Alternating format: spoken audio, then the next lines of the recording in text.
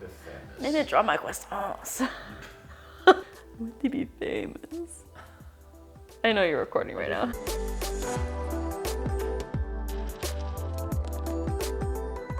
Hey everyone, I am so glad that you're here. My name's McKenna and I'm so excited to be jumping into our brand new series called Unashamed.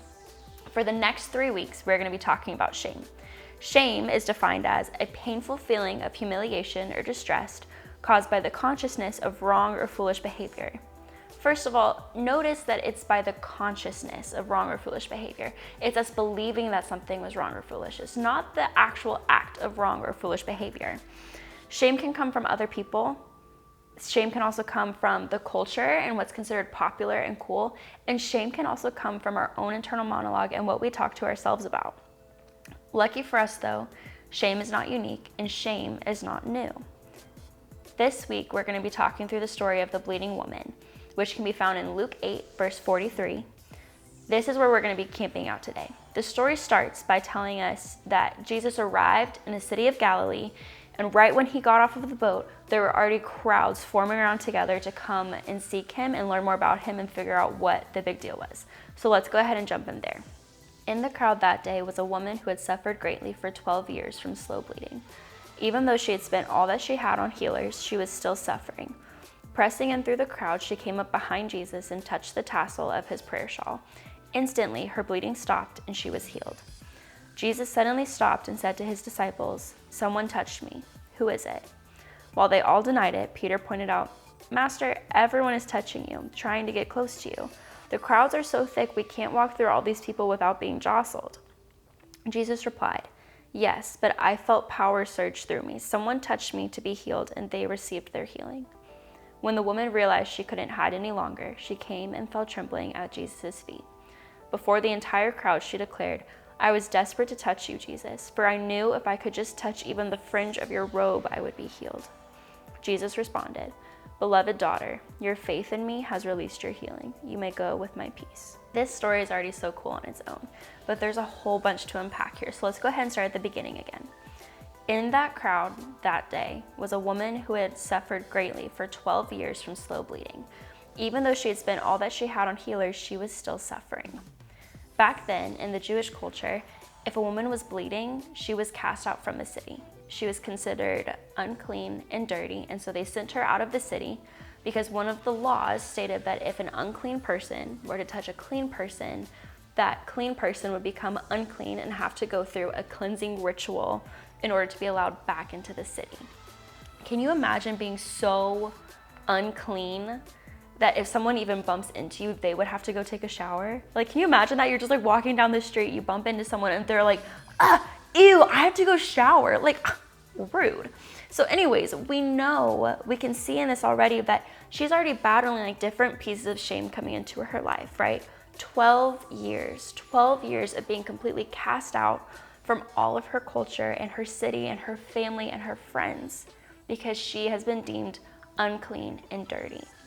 And on top of that, it says that she spent everything that she has on healers trying to be healed of whatever is causing her body to do this. And no one's been able to figure out what's wrong with her. No one's been able to find a cure for her.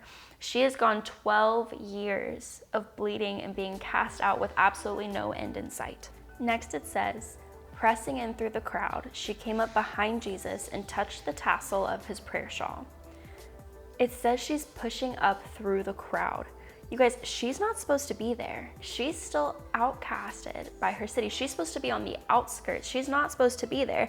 She's not supposed to be anywhere near anyone. Can you imagine the kinds of looks people are giving her? Because like everyone knows who she is. Can you imagine the looks she's getting? Can you imagine what people are saying to her? I think one thing is for sure, and we all can agree, that she's probably feeling a whole lot of shame coming from every single person she's interacting with. This next part seems kind of random. It says, she came up behind Jesus and touched the tassel of his prayer shawl. Now, as random as this prayer shawl seems, it's actually really cool. When we dive into the history of what this prayer shawl is, we see that it was considered this sacred piece of clothing. Like, it was so sacred that no one else was allowed to touch it except for the person who was wearing it and their family.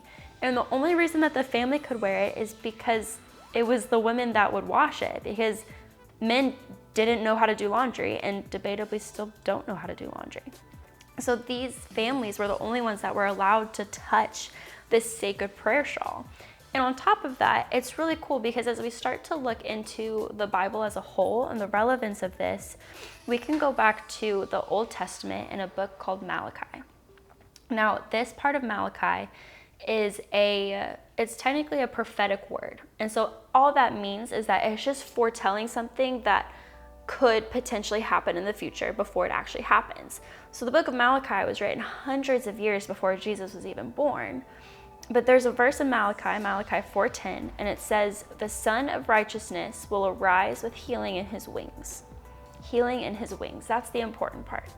So when we look at this original word that they used for healing in his wings, that wings part, the Hebrew word is kanaf. Kind of funny, but that's the word, is kanaf, which can also mean edge, fringe, corner, or skirt. So as we start looking at this, we start realizing that we can interchange this. There's going to be healing in his wings. It can also mean there's going to be healing in the fringe or healing in the tassel. She reached up and touched the tassel of his prayer shawl. This confirms to us that this woman isn't doing this just as like a Hail Mary of like, I don't have anything else, if I can just maybe touch the tassel. She's doing it because she knows the promises and the prophecies of Jesus. She did this as a total act of full and complete faith. So we have this woman who's been called dirty and unclean for 12 years. She has been completely cast out by her community, her society, her friends, her family, and now she's broken just about every cultural rule that there is. She's in a place she's not supposed to be. She's around people she's not supposed to be around. And on top of that, she's now touched the sacred prayer shawl that she's not supposed to be anywhere near. I think we can all agree that at this point, she is completely surrounded and encapsulated by shame. It continues though, and it says, instantly her bleeding stopped and she was healed. Wow. Can you imagine that? She's suffered for 12 years, and just like that, she was healed. But then it says, Jesus suddenly stopped and said to his disciples, "Someone touched me. Who is it?" If I was her, I would have started freaking out. I would assume that Jesus would be just like everyone else. I would assume that he would turn around and scold me for touching him. He would scold me for being somewhere that I wasn't supposed to be. Because remember, her culture said that if she even touched somebody, her uncleanliness would make them dirty. And the story continues. While they all denied it, Peter pointed out, "Master, everyone is touching you, trying to get close to you. The crowds are so thick, we can't walk through all these people without being jostled." And Jesus replied, "Yes, but I felt power surge through me. Someone touched me to be healed, and they received their healing." You guys, this is really subtle, but she did exactly what I would do in that situation. She hid. Jesus is looking for the person that was just healed, but what she did is she hid. That is exactly what shame makes us do. Shame makes us hide. Shame makes us hide from our friends and our family. Shame makes us hide from the people around us. Shame makes us hide from the one and only God that loves us completely and totally unconditionally. It continues, and it says, when the woman realized she couldn't hide any longer, she came and fell trembling at Jesus' feet. Before the entire crowd, she declared, "I was desperate to touch you, Jesus, for I know if I could just even touch the fringe of your robe, I would be healed." Jesus responded, "Beloved daughter, your faith in me has released your healing. You may go with my peace." I love this. I love this so much. And one of the big things I love about this is that Jesus only ever called 2 women in the entire story of his life daughter. And one of those times was with this woman. And so I have to wonder, why did he call her daughter? Like, out of everyone, just some strange woman on the street that he hasn't even had a full conversation with, why did he call her daughter? Well, remember, that robe was only supposed to be touched by people in his family. Everything and anything that crowd of people could be shaming her for, he justified in her. They say she is dirty, and he says she has been healed. They say that she shouldn't be there and she should go somewhere else. And he says, go with my peace. They say only family is supposed to touch that robe. And he says, that is my daughter, and she is a part of my family. Guys, this is what happens. It doesn't matter what you've done. It doesn't matter what you've been through. It doesn't matter what other people say about you. Jesus looks at you and invites you into his family. And all you have to do is accept his invitation. I think the most beautiful part about this whole story was that woman's faith. She knew that this Jesus in front of her was the same Jesus she had heard about, was the same Jesus that all of these prophecies were made from. She knew that all she had to do was reach out and touch this tassel at the very end of his robe, and she would experience all of the healing in the world. She accepted her place as his daughter before he even called her daughter.